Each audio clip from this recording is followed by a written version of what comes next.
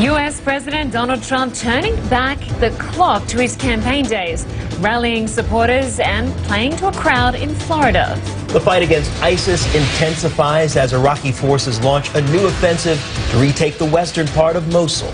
New clues in the mysterious death of Kim Jong-nam, the half-brother of North Korea's leader, with police now searching for 4 more suspects. Welcome to our viewers in the United States and around the world. We're live in Atlanta. I'm Linda Kincaid. And I'm George Howell from CNN World Headquarters. Newsroom starts right now.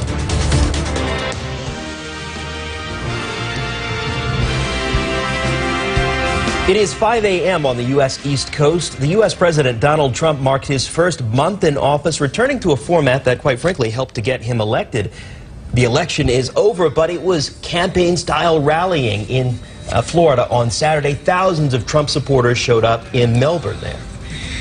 And Mr. Trump's remarks hit on many of his most populous themes: restoring American jobs, slamming international trade deals, and defending his controversial travel ban. Some of the harshest words on stage aimed at the media, especially news organizations that he recently denounced as the, quote, enemy of the American people. Let's listen. They've become a big part of the problem. They are part of the corrupt system. Thomas Jefferson, Andrew Jackson, and Abraham Lincoln, and many of our greatest presidents fought with the media and called them out, oftentimes on their lies. When the media lies to people, I will never, ever let them get away with it. But in fact, the media will just continue to do the job of just covering the news. Well, we're going to get more now from Athena Jones in Melbourne, Florida. This rally was like a flashback to campaign 2016, and in many ways it was an extension of that campaign. It was paid for by the campaign. The White House described it as a campaign rally. Asked before he got off of Air Force One upon arrival why he was doing a campaign event so early in his presidency, the president told the reporters, life is a campaign. Making our country great again is a campaign. What was interesting here was that here you had the president repeating a lot of the same rhetoric we heard on the campaign trail, a lot of the same arguments we heard just a few days ago at that epic press conference on Thursday in the East Room, laying out some of what he views as his administration's great accomplishments in his view in the first month. He talked about the 5-year ban on lobbying. He also complained once again about this travel ban and talked about the need to keep America safe. We've been talking a lot about how it's not unusual to see a president go out on the road early in his presidency to sell something, to sell a specific policy. We've been talking about how President Trump wasn't pushing one specific policy, like, for instance, the stimulus package back in 2009 when President Obama first took office. But he did ostensibly try to sell one thing today. He tried to urge Democrats on Capitol Hill to cooperate with Republicans to pass his agenda. Take a listen. It's also time for the Senate Democrats to take responsibility for Obamacare and to work with us to replace it with new reforms that reverse this nationwide health care tragedy. It's a tragedy. It's unaffordable. It doesn't work. And I said to the Republicans, I said, you want to do something great politically? Don't do anything. Sit back for 2 years, let it explode. The Democrats will come and beg for us to do something, but we can't do that to the American people. We have to fix it, and we will. We need members of both parties to join hands and work with us to pass a $1 trillion infrastructure plan to build new roads and bridges and airports and tunnels and highways and railways all across our great nation.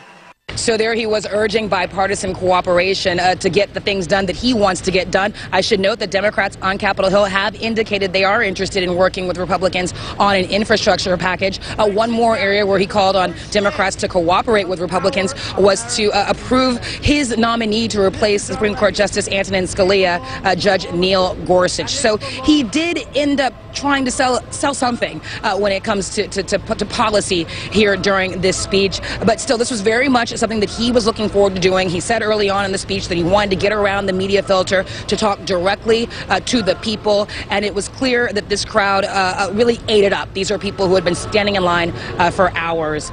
Very, very interesting and campaign-like event here. Athena Jones reporting there. Well, President Trump also invited one of his supporters to join him on stage and take the microphone at the Florida rally. Gene Huber, wearing a Donald Trump T-shirt, hugged the president and spoke briefly. He told the crowd he and other supporters of why Mr. Trump won the election. And he said the president is keeping the promises he made during the campaign. Huber later spoke about the experience and what it meant to him. I want to tell you something. It was a moment of my life. I will never, ever forget what just happened to me. I've been with Mr. President Trump for over 2 years, fighting battles in and out of lies and terrible things always said about him. But we stuck together, and it's just an amazing feeling where I'm at right now. It's unbelievable.